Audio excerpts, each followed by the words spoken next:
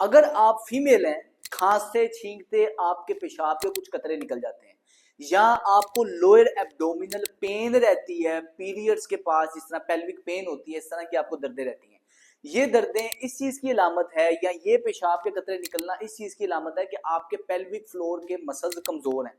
अब ये जो पेल्विक फ्लोर के मसल्स हैं, इनको मजबूत किया जा सकता है।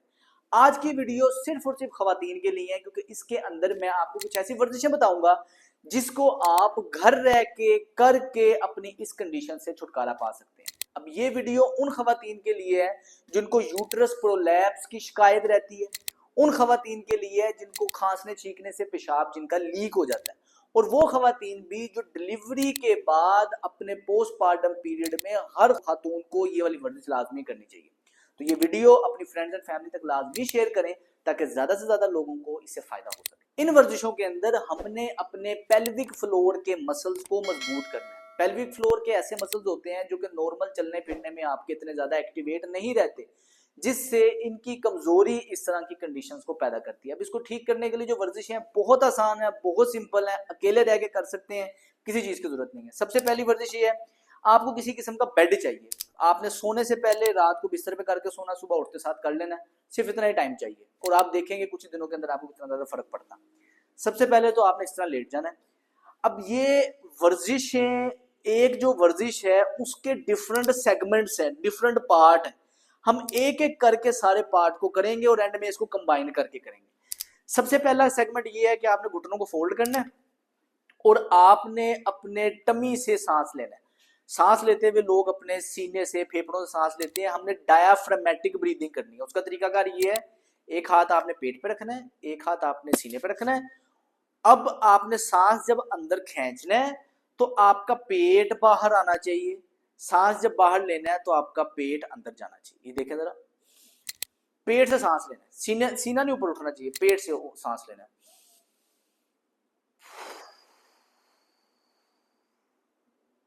स्लो स्लो आपने सांस बाहर निकालना है, और एंड पे जाके जब आपका पेट बाहर, बिल्कुल बाहर निकल गया, इधर आपने रोक के रखना है 2 से 3 सेकंड, फिर सांस अंदर लेना है।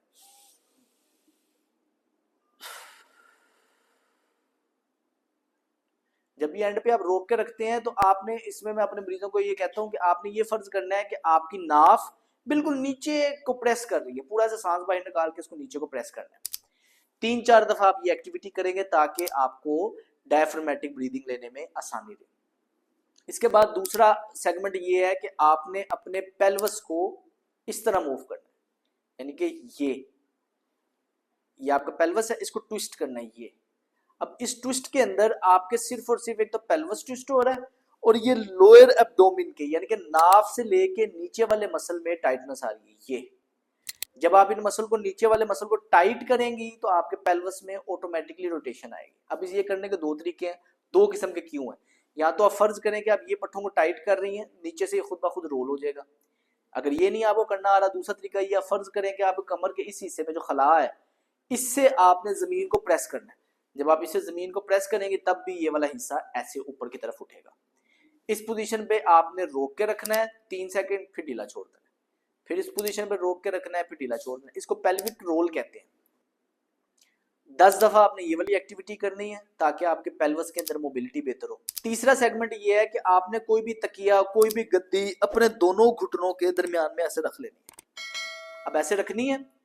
अच्छा, अब आपने जो पेल्विक रोल है, ऐसे पेल्विक रोल किया और दोनों घुटनों को आपस में दबाना है, ऐसे दबा के रखना है। अब इस दबाने से हो ये रहा है कि ये वाले जो मसल है हमारे ग्रोइन के, ये मसल, इनर थाई के मसल, ये टारगेट होंगे। और इसमें याद रखना है पेल्विक रोल करके फिर ये करना है, ये इस तरह इसको रोक के रखना है, फिर ढीला छोड़ देना है, फिर पेल्विक रोल करना है, इस तरह इसको रोक के रखना है, फिर ढीला छोड़ देना है। 10 दफा इस एक्टिविटी को करना है। इसके बाद सबसे जरूरी एक्टिविटी ये है कि आपने इसी पोजीशन पे लेटे लेटे फर्ज ये करना है, अब हमने अपने मसाने के पट्ठों को एक्टिवेट करना है, वो वाले पट्ठों को एक्टिवेट करना है जो हमारे पेल्विक फ्लोर के नीचे मसल्स हैं। इसको एक्टिवेट करने के लिए आपने सोचना ये है कि आप पेशाब कर रही हैं और पेशाब करते करते आपने उसको रोकना है। अब जैसे ही आप ये फर्ज करेंगे ना, पेशाब कर रहे हैं और पेशाब करते करते रोकना है, तो आपको फील होगा कि नीचे मसल में कंट्रैक्शन हुई है, मसल में मूवमेंट हुई है। इस मूवमेंट को आपने रोक के रखना है। अच्छा, सेम यही दोबारा फर्ज करना है। ये मसाल इसलिए दे रहा हूँ कि आपके ये मसल एक्टिवेट ही इस चीज से होंगे, और कोई ऐसी ताकत नहीं है।